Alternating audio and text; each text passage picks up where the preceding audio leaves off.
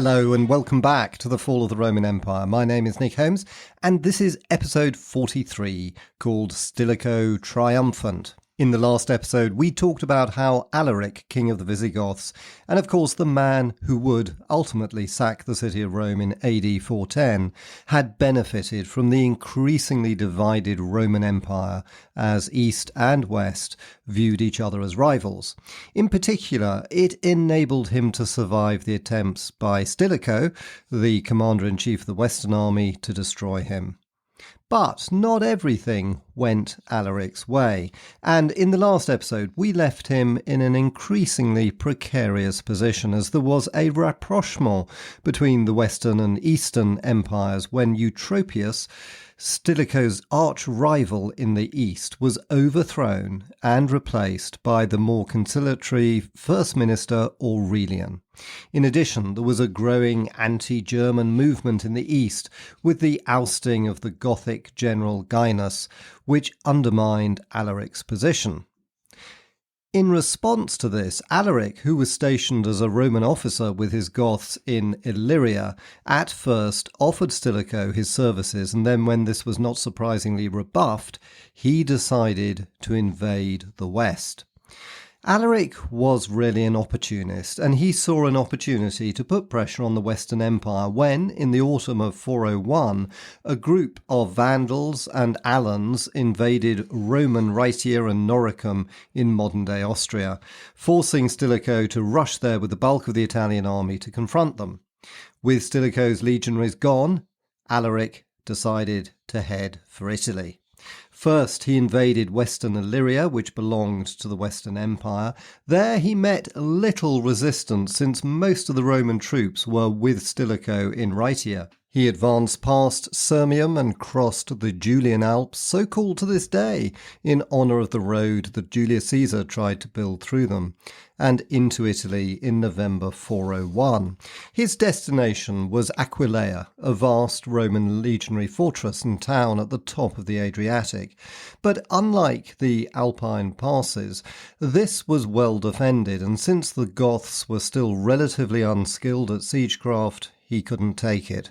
So, in early 402, he abandoned the siege and advanced into the plain of Venetia, with Milan, the Roman capital of the Western Empire, now his destination. Meanwhile, Stilicho was trapped by the winter in Rhaetia to the north of the Alps. He couldn't do anything to stop Alaric other than to issue a flurry of orders, commanding the legions in Britain and along the Rhine to head south to save Italy, and recruiting mercenary troops from the Germanic tribes where he was in Rhaetia, and even issuing an edict inviting slaves in Italy to volunteer for military service. Meanwhile, there was panic in Italy, and the Emperor Honorius tried to flee from Milan to Arles in Gaul, but he was intercepted by Gothic cavalry and forced to take refuge in the fortified town of Hasta, which is modern Asti, which boasted impressive defensive walls. Work to strengthen the Aurelian walls surrounding Rome also began in earnest, but the walls of Milan, like those of Hasta, were so substantial that the Gothic army was simply unable to make any progress against them. Yet again, the Goths' weak abilities at siegecraft saved the Romans. Milan's defences held out for 2 months until in February 402, Stilicho was finally able to lead the Italian army back over the Alpine passes, where the snow had thawed sufficiently to allow a crossing, and by early March he reached the city. In a night attack, he broke through the Gothic lines and entered the city, where there was wild rejoicing. Alaric was dismayed and withdrew west. When Stilicho rescued Milan, he also rescued the Emperor Honorius, besieged in nearby Hasta. Then he took a very significant decision for the future of the Western Roman Empire, for he decided to move the capital from Milan to Ravenna. The rationale was simply that Ravenna was easier to defend. Surrounded by marshes and with a port providing good access to the sea, there was only one land route to it which could be defended much better than Milan, which was landlocked and could easily be surrounded and cut off from the Italian hinterland. Some historians have seen the move as a reflection of the new politics of the 5th century, when men like Stilicho dominated weak emperors like Honorius, who needed to be kept in secure locations, a bit like a trophy hidden in a display cabinet. Stilicho relied on the emperor's support, and any removal of Honorius would have caused a host of pretenders to make a bid for the imperial throne, and therefore to threaten Stilicho's own grip on power. But there was also something else going on, and I think it can best be summed up in the phrase, "Oh, how are the mighty fallen?" For I think the move to Ravenna really signalled that the Western Empire was in deep trouble. It would have been unimaginable, even relatively recently under emperors like Theodosius and Valentinian, to move the Western capital to what was effectively a hiding place. And I don't need to mention that under emperors like Julian and Constantine it would have been unthinkable, and we really don't even want to start thinking about what Augustus or Hadrian would have made of it. I think it's also very relevant to highlight that in the Eastern Empire there was no such pressure for a similar move. Constantinople was the capital, full stop, and it was becoming bigger and stronger by the day. The Eastern Empire had no need to cower like its Western cousin. The move to Ravenna was, I think, a very clear signal that the days of the Western Empire were looking increasingly numbered. But it wasn't dead yet, for despite the move to Ravenna, Stilicho was actually doing really very well. He'd forced Alaric to retreat from Milan, and as he retreated west towards Gaul, Stilicho was in hot pursuit and caught up with him near the city of Pollentia. Although the sources for the battle that followed are limited, we know for certain that Stilicho attacked Alaric's forces on Sunday the 6th of April 402. We know this because our sources all highlight that it was Easter Sunday, the most important religious festival in the Christian calendar. Although the Goths were Arians and the Roman army was Orthodox Christian, both sides would have normally avoided fighting on such a day. Nevertheless, perhaps it was the element of surprise which motivated Stilicho to attack.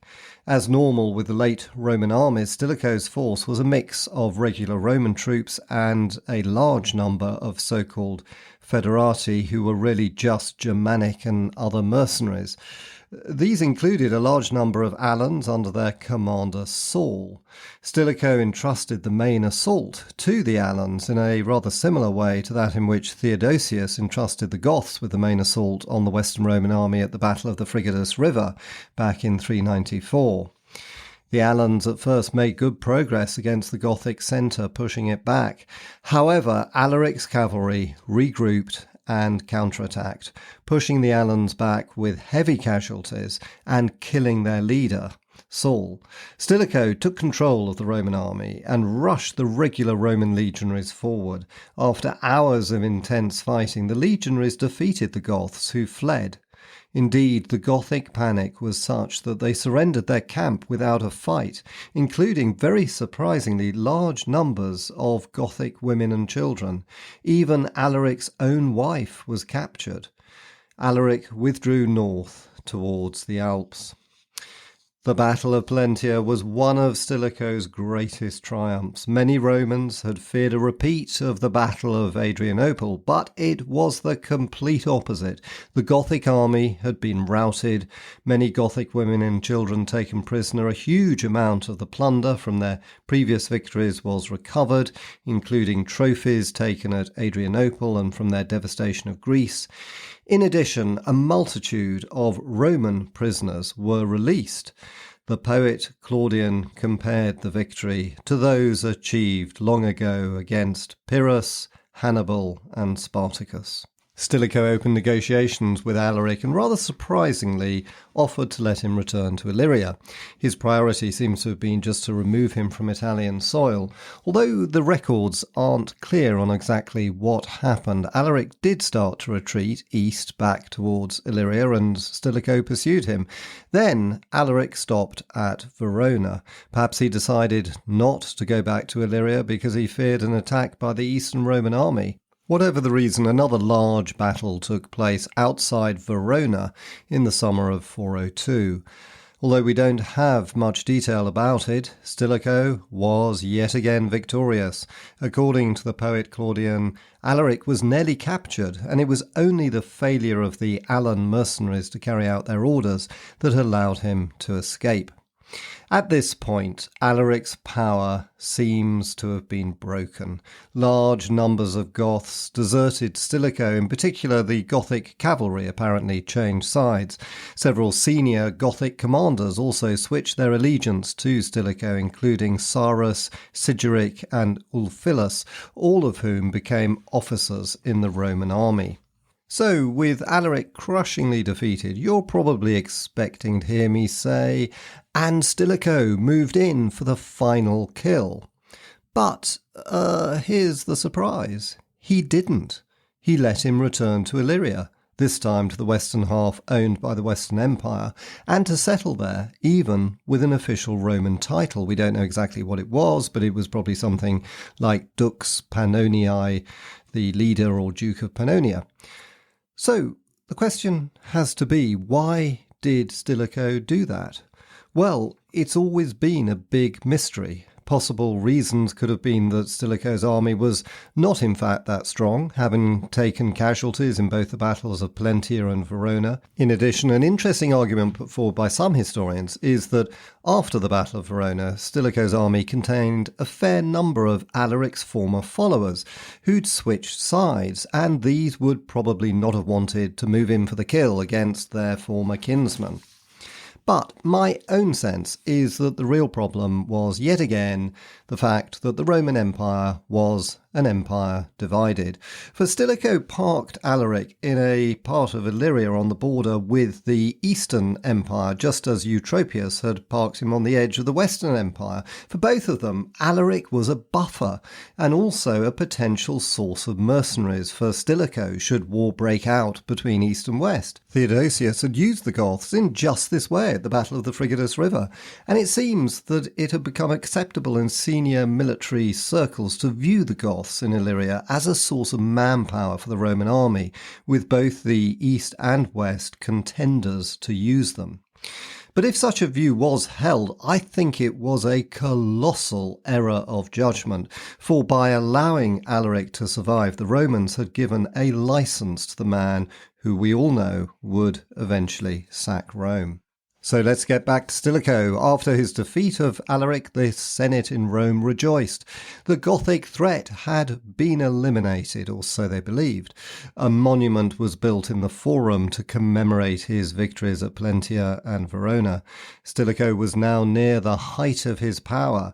However, the new rapprochement with the Eastern Empire, although it had never been particularly strong, and had certainly failed to create the cooperation necessary to eliminate Alaric, as I described above, soon broke down completely again. And the two reasons for this were both to do with the true ruler of the East, of course, the indomitable Empress Eudocia. The first problem involved the ever-fractious Christian Church and arose because of Eudocia's dislike of a particularly zealous bishop of Constantinople called John Chrysostom. Similar to the legendary Ambrose, Bishop of Milan, Chrysostom had little respect for the imperial family, and even denounced Eudocia's toppling from power of Eutropius, who was a friend of his. In addition, Chrysostom had a bitter dispute with the Bishop of Alexandria, Theophilus, which Eudocia tried to exploit as a reason to depose him. However, on the same night that she sent him into exile, there was an earthquake in Constantinople, which was seen as a sign of God's displeasure. Rioting broke out, and even Eudocia herself seems to have been worried that she'd incurred divine wrath, so she reinstated him. But their mutual loathing knew no bounds, and a ceremony to inaugurate a silver statue of the Empress outside Chrysostom's cathedral caused him to denounce her as impious. He organised a Christian protest against her, and she responded by sending troops against the protesters, many of whom were killed. She then proceeded to exile him yet again. However, before his departure, he sent a letter to Pope Innocent in Rome, demanding that she be tried for persecuting Christians. The Western Church supported him, as did Stilicho and Honorius, and East-West relations completely broke down yet again. The next problem was that Eudocia unexpectedly died on the 6th of October 404 from a miscarriage. With her death, there was a power vacuum. Stilicho immediately jumped in again with demands that he should be recognised as the guardian of Arcadius. This merely angered Arcadius and made his new minister Anthemius hostile to Stilicho. However, just as the East and West were squabbling, a new Gothic invasion of the West erupted. And this time it wasn't Alaric who was still minding his manners in Illyria, but a wholly new Gothic tribe led by their king Radagaisus. Our sources on Radagaisus are limited, but it appears he was the leader of a Gothic confederation that had remained north of the Danube and in close proximity to the growing power of the Hunnic king Uldin. The first point that the sources make clear about the invasion is that it wasn't a raid. There are only two surviving Roman sources describing it, and they are absolutely clear that similar to what happened in 376, this was a migration of entire tribes, including women and children, and not just a raid across the frontier. The numbers of Goths were huge, with Zosimus saying there were 400,000 and our other main Roman chronicler putting them at 200,000. The question that springs to mind is, why were they migrating? Why did they choose this moment? Was the Roman Empire suddenly looking weaker? Did they really think they could take on the full might of Rome and win? The British historian Peter Heather has convincingly, in my view, put forward the argument that just like what happened in 376, the real reason for this migration was our old friends, the Huns. His contention is that in the 390s, the main body of Huns was sighted between the Don and Volga rivers north of the Caucasus. The evidence for this is their large-scale raid into the Middle East made in 398, which I described in the last episode, and which, if you recall, was fended off by the eastern minister Eutropius, who boasted he'd won a victory over them. However, my suggestion was he probably made this up, since there's no actual mention of a battle taking place. Instead, my hunch is that the Huns simply went back home, having got what they wanted from the raid. Peter Heather's argument is that after 398, the Huns continued to move west into the Carpathian Mountains in modern-day Romania, putting further pressure on the Germanic tribes to the west of them. And you'll remember that they'd already ejected the Goths living around the Black Sea, which resulted in the first Gothic migration into the Roman Empire in 376. Now, this second Gothic migration occurred much further west. Indeed, it was into Italy itself. And Peter Heather cites this as evidence that the Huns themselves must have moved further west. Now, like with Alaric's invasion in 401, there was panic in Rome and the whole of Italy, but it was worse this time for two reasons. First, because these Goths were not Christians like Alaric's Visigoths. They were pagans who worshipped the bloodthirsty gods that had dominated Germanic culture for centuries. Fear gripped the Romans that they would be overwhelmed by barbarians of the type that had slaughtered Varus's legions in the Teutoburg forest back in the reign of Augustus. Second, the numbers were very large. As I mentioned, Zosimus said there were 400,000 of them, including women and children, and although this is almost certainly an exaggeration, nevertheless the number of warriors was probably well north of 20,000, so not that different from the Gothic army at Adrianople, which had at least some 20 to 30,000 Gothic warriors. The invasion also caught Stilicho completely by surprise. At the time, he was at Ticinum, which was where modern Pavia is in northern Italy, close to Milan, with the majority of the Italian army. But he didn't want to offer battle, presumably because he thought he was outnumbered, and his first concern was to stop Alaric's Goths from joining Radagaisus, which would have resulted in a truly enormous Gothic army in northern Italy. So he quickly sent deputations, no doubt laden with gifts and gold, to Alaric to ensure that he kept out of the situation. And fortunately for Stilicho, Alaric said yes. probably because he didn't fancy his chances against Radagaisus as the overall Gothic king. Stilicho also tried to mobilise as many troops as possible. He sent orders for the legions on the Rhine to make haste to Italy, as well as hiring Hunnic and Alan mercenaries and recruiting soldiers in Italy. Meanwhile, Radagaisus made a major strategic blunder by dividing his forces into 3 groups. This was probably because yet again the Goths were incapable of capturing any of the large Roman towns in northern Italy, and so were forced to live off the land. And having 3 groups foraging over a wide area was much more effective than having one, although it left them vulnerable to being picked off individually by the Romans. And that's exactly what Stilicho did. According to the chronicler Zosimus, by August 406 he had mustered 30 numeri, meaning units or regiments in Latin. While some of these units would have been legions, others would have been regiments in the central field army. Historians tend to be conservative about estimating the number of regular Roman soldiers in this force, suggesting that about 500 men per unit would be right, making the Roman army at least 15,000 strong. My guess is that it could have been a lot higher than this.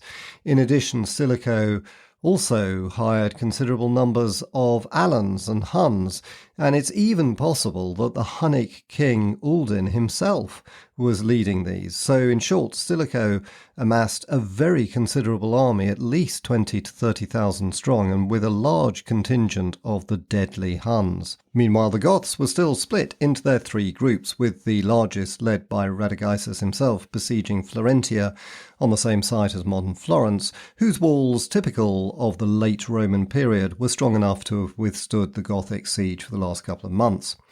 We have very few details of the battle, but when Stilicho approached, the Goths moved to the town of Fiesole, just outside Florentia, as it is just outside modern Florence today, which was on a hill and more easily defended. There, the Gothic besiegers became the besieged. Stilicho trapped the Goths by building earthworks all around their camp. The Goths failed to break through the Roman defences and then became critically short of food. The other 2 Gothic groups were apparently unaware of what had happened to Radagaisus and so didn't rush to help him. What happened next is a bit unclear, except that Radagaisus himself was certainly captured, either trying to escape or possibly having been tricked by Stilicho to enter into negotiations. Stilicho promptly beheaded him, and his Gothic warriors were offered the opportunity to enroll as mercenaries in the Roman army. Not surprisingly, this seemed like a pretty good deal in the circumstances, and 12,000 of them were taken into Roman service and their wives and children given food and shelter. What happened to the other 2 Gothic groups remains unclear, but the Roman sources which say that the 12,000 Goths joined the Roman army also say that huge numbers of Goths were taken prisoner separately and sold into the slave markets, so much so indeed that in Rome there was a complete collapse in the market price for slaves. So the other 2 Gothic groups were definitely defeated, and one historian suggests that Stilicho let loose the Huns, who captured and sold them and returned home laden with gold. Whatever really happened, Stilicho was the hero of the hour. Every Roman must have been comparing his victory with the catastrophic defeat Valens suffered at Adrianople. The Senate ordered the building of a triumphal arch in Rome to mark his victory, the first such celebration for many, many years. But let's stop there and remember that history teaches us to expect the unexpected, for this would prove to be the pinnacle of Stilicho's success, and within only 2 years he would be dead, and within 4 years Rome would be sacked.